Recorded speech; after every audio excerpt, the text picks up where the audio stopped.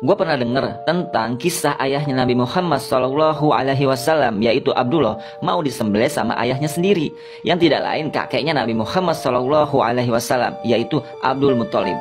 Sebenarnya apa yang terjadi ketika itu? Kenapa Abdullah muda waktu itu mau disembelih sama ayahnya sendiri, yaitu Abdul Muthalib, sekaligus kakeknya Rasulullah SAW? Oh itu sebenarnya gara-gara nazar. Nazar maksudnya?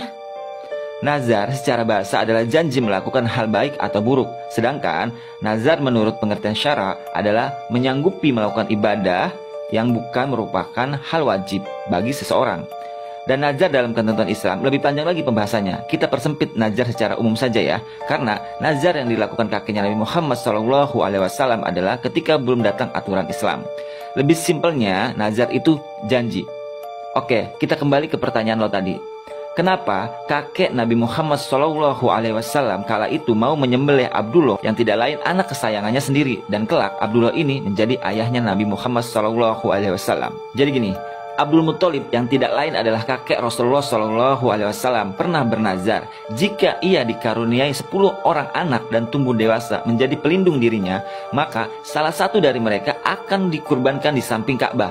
Ternyata keinginannya pun terkabul. Allah mengaruniai 10 orang anak laki-laki, yaitu Al-Harits, Al-Zubair, Hajl, Dirar, Al-Mukawim, Abu Lahab, Al-Abbas, Hamzah, Abu Thalib, dan terakhir adalah Abdullah yang merupakan anak yang paling dicintainya. Pada suatu hari, Abdul Muthalib memanggil semua anaknya untuk menyampaikan nazarnya. Setelah berkumpul, mereka bertanya, lantas apa yang mesti kami lakukan sekarang? Sang ayah menjawab, masing-masing dari kalian mengambil botol, lalu tulis nama kalian di dalamnya. Setelah selesai, berikan botol itu kepadaku. Mereka pun menjalankannya. Botol yang telah terisi nama masing-masing pun diserahkan kepada sang ayah, Abdul Muthalib. Kemudian, semua botol itu diundi, dan ternyata nama yang keluar adalah Abdullah. Ini artinya anak yang harus dikurbankan untuk memenuhi nazar Abdul Muthalib adalah Abdullah. Setelah melihat undian nama yang keluar adalah Abdullah, Abdul Muthalib bergegas mengambil pisau dan bersiap untuk menyembelih putra bungsunya itu. Namun, di saat demikian, salah seorang laki-laki Quraisy menghampirinya dan berkata, "Wahai Abdul Muthalib, apa yang hendak engkau lakukan?" Dijawabnya, "Aku hendak menyembelihnya." Namun, laki-laki Quraisy itu mengingatkan, "Demi Allah, jangan pernah sembelih anak itu hingga engkau dimaafkan. Jika engkau melakukannya, maka orang-orang akan terus melakukan seperti ini. Sekali lagi, jangan melakukan itu. Sekarang, pergilah ke Hijaz. Di sana ada seorang perempuan pintar, tanyakan padanya. Jika ia memerintahmu menyembelihnya, lakukanlah. Namun jika ia memerintah sesuatu yang lain padamu, maka itu adalah jalan keluarnya." Akhirnya, Abdul Muthalib bersama anak-anaknya berangkat menuju Hijaz dan menemui perempuan pintar yang dimaksud.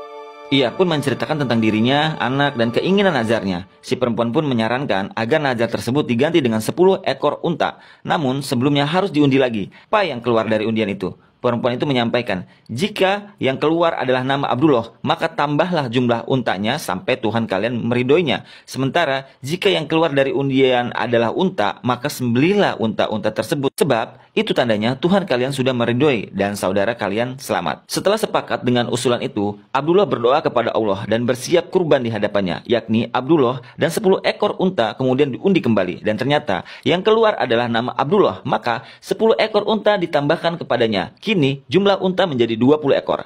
Abdul Muthalib kembali berdoa dan undian dilakukan. Dan yang keluar lagi nama Abdullah. Undian pun dilakukan hingga beberapa kali dan yang keluar masih tetap nama Abdullah. Setiap kali keluar nama Abdullah, 10 unta ditambahkan hingga yang ke-10 kalinya barulah yang keluar adalah nama unta. Dengan demikian, jumlah unta pun menjadi 100 ekor. Orang-orang Quraisy yang hadir pun berkata, "Wahai Abdul Muthalib, itu pertanda bahwa Tuhanmu sudah meridhoi." Namun Abdul Muthalib masih belum yakin. Ia berkata, "Tidak, aku akan mengulangi undian itu sampai 3 kali, dan nama yang keluar adalah nama unta." Dan setelah diundi sampai 3 kali, nama yang keluar nama unta. Akhirnya 100 unta itu disembelih oleh Abdul Muthalib sebagai pengganti nazar kurban anaknya yang bernama Abdullah.